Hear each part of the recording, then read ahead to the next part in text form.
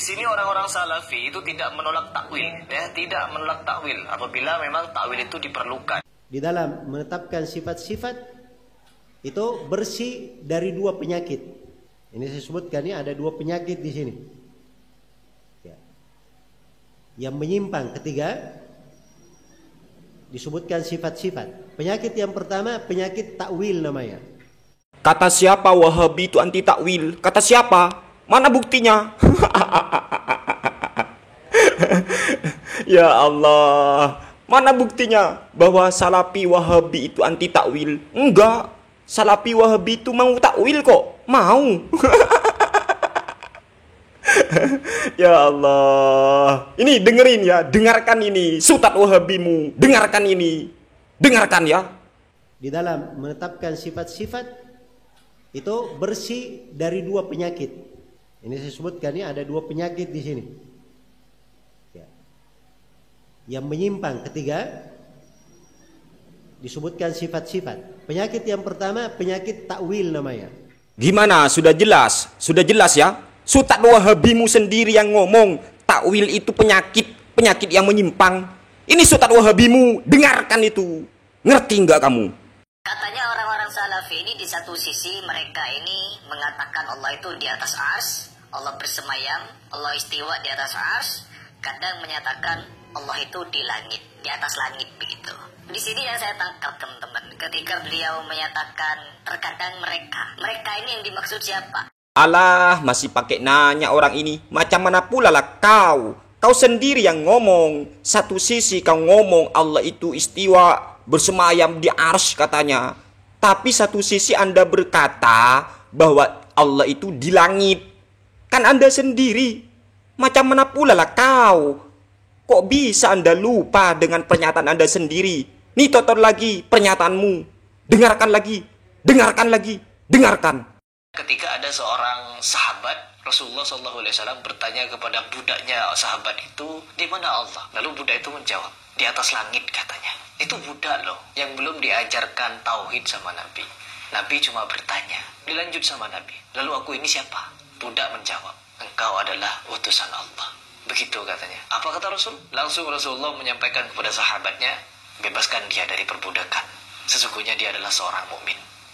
Begitu katanya. Hanya dengan dua jawaban itu dia menjadi seorang mukmin dan dibebaskan dari perbudakan. Lalu bagaimana dengan kita? Summa stawa 'alal 'arsy. Bukan katanya lagi, tapi Allah langsung yang menyatakan, menceritakan kepada kita. Setelah Allah menciptakan bumi dan langit beserta tata surya ini, galaksi ini, Bima Sakti, Allah Subhanahu wa taala bersemayam di atas 'arsy. Bersemayam di atas 'arsy. Piye iki? Piye?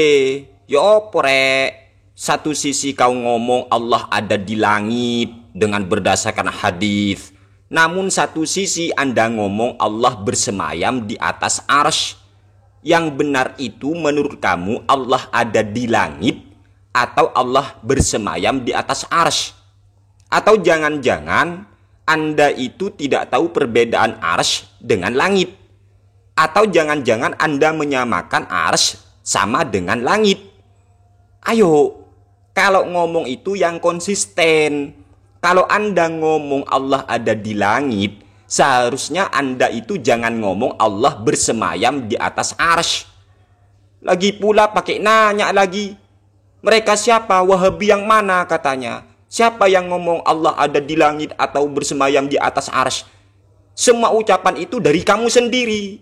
Ngerti nggak kamu dengan ucapanmu? Makanya kalau jadi orang itu jangan lupa dengan ucapan dirinya sendiri. Ya apa rek? Dan Anda harus tahu ya, ketika Anda ngomong begini, Allah Subhanahu wa taala bersemayam di atas arsy. Bersemayam di atas arsy. Bersemayam di atas arsy. Jadi Masya Allah ya penerjemahannya seenaknya saja. Summa stawa 'alal 'arsy. Bukan katanya lagi, tapi Allah langsung yang menyatakan, menceritakan kepada kita. Setelah Allah menciptakan bumi dan langit beserta tata surya ini, galaksi ini, Bima Sakti, Allah Subhanahu wa taala bersemayam di atas arsy. Bersemayam di atas arsy. Jangan diartikan istiwa itu bermakna bersemayam. Bersemayam itu dalam kamus bahasa Indonesia duduk di atas apa? Di atas kursi ada makna duduknya. Dan itu tidak benar ya, diartikan bersemayam. Dibilang saja Allah beristiwa di atas arsy-Nya. Hamdan wa syukran lillah, nusalli wa nusallimu ala rasulillah wa ala alihi wa sahbihi wa man tabi'ahu hudah, la hawla wa la quwata illa billah, amma ba'du. Pada kesempatan kali ini kami ingin menjawab syubhat yang sudah dilakukan oleh kaum sebelah, yaitu Wahabi. Mereka itu menyebarkan pemahamannya ataupun keyakinannya bahwa Allah itu ada di atas. Buktinya Isra Mi'raj itu Nabi ke atas katanya. Sehingga dengan cara begitu mereka itu memancing orang-orang awam untuk percaya kepada keyakinan mereka bahwa Allah itu ada di atas. Perlu dipahami, untuk memahami agama itu kita butuh penjelasan dari para ulama. Di dalam kitab Fathul Bari Syarah Sahih Bukhari, Al-Hafiz Imam Ibnu Hajar Al-Asqalani, beliau menjelaskan di dalam kitab tersebut, yaitu kitab Fathul Bari Syarah Sahih Bukhari punya kami juz ke-7 halaman 42 terbitan Darul Kutub Al-Ilmiyah.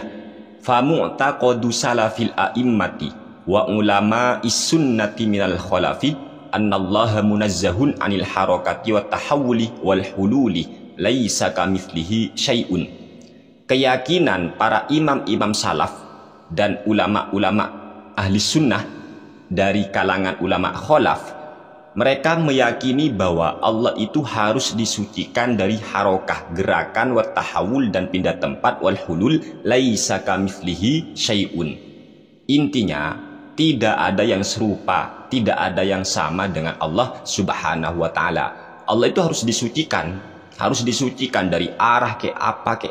Karena yang berarah bertempat itu makhluk, teman-teman. Inilah keyakinan para imam-imam ulama salaf, ahli sunnah wal jamaah.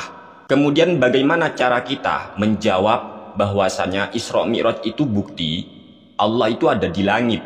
Nah, ini kan ya biasanya yang sering menipu kaum muslimin, khususnya orang-orang awam. Di dalam kitab Hasyatus Shawi ala Tafsiril Jalalain juz kedua halaman 346 punya kami terbitan Nurul Ilm Surabaya Indonesia. Qauluhu faraja'tu ila rabbi. Rasulullah sallallahu alaihi wasallam bersabda, kemudian aku kembali ke Tuhanku.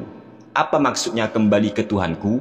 Ai ilal makanil ladzi najaitu fihi rabbi wa laysal muradu annallaha fi dzalikal makani wa raja'alahu. Maksud daripada sabda Nabi tersebut, aku kembali ke Tuhanku, maksudnya aku kembali ke tempat yang mana di tempat tersebut aku bermunajat kepada Tuhanku. Walaisal muradu annallaha fi dzalikal makan. Sabda Nabi tersebut bukanlah Allah berada di tempat tersebut.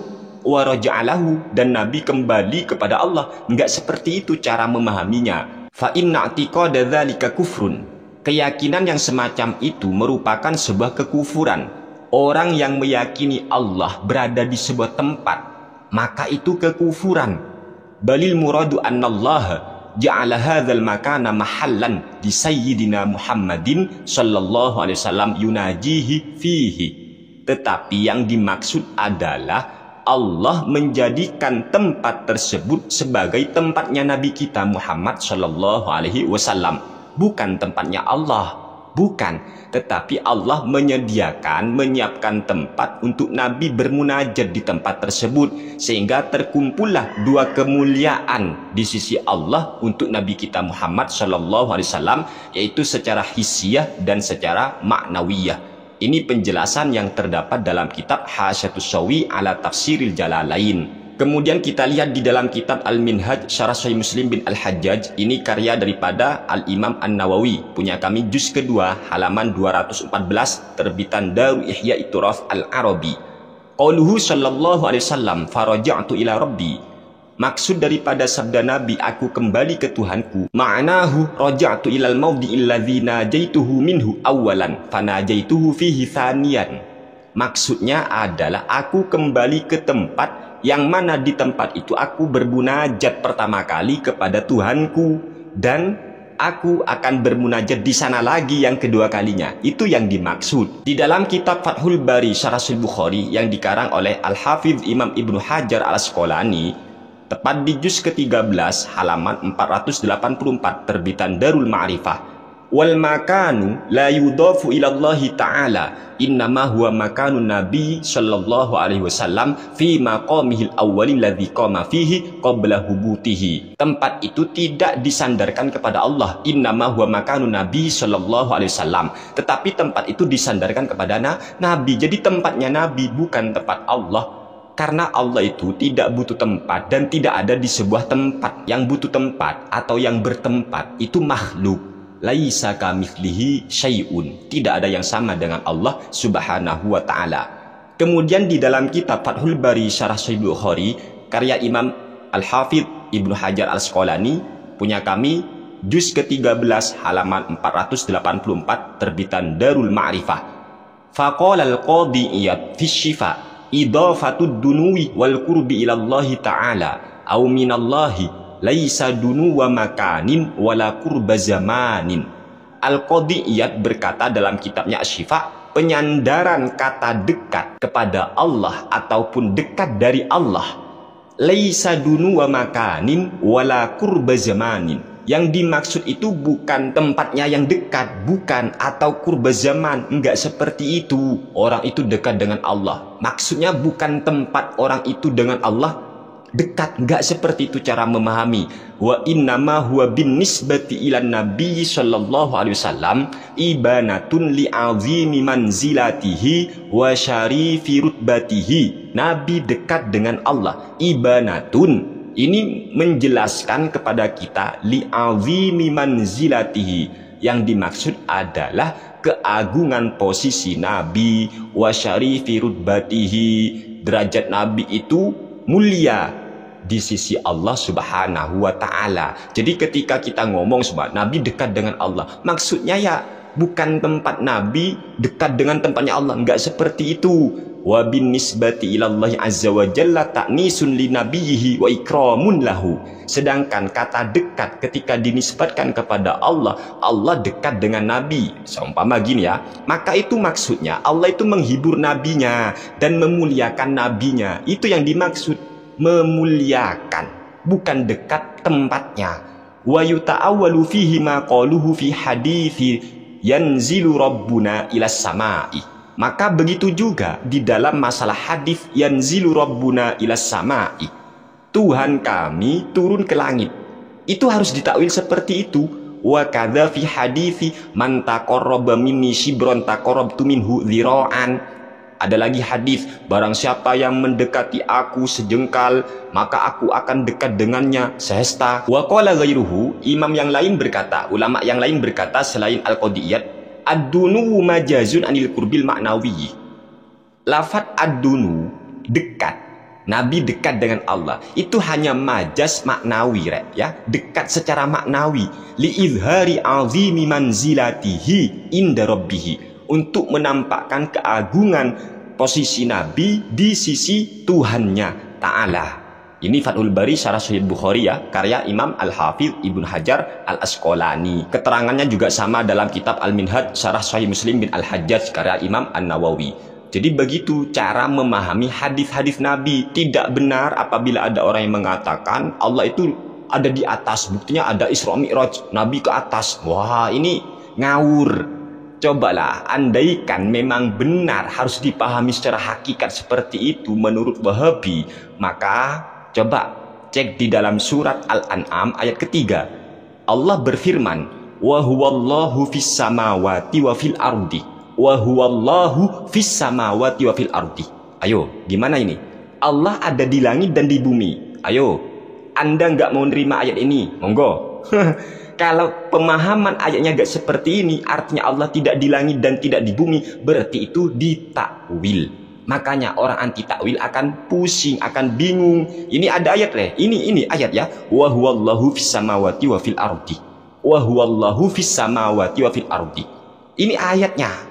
Kalau seumpama ada orang yang mengatakan, oh ini maksudnya gini, ini maksudnya gini, berarti ditakwil itu.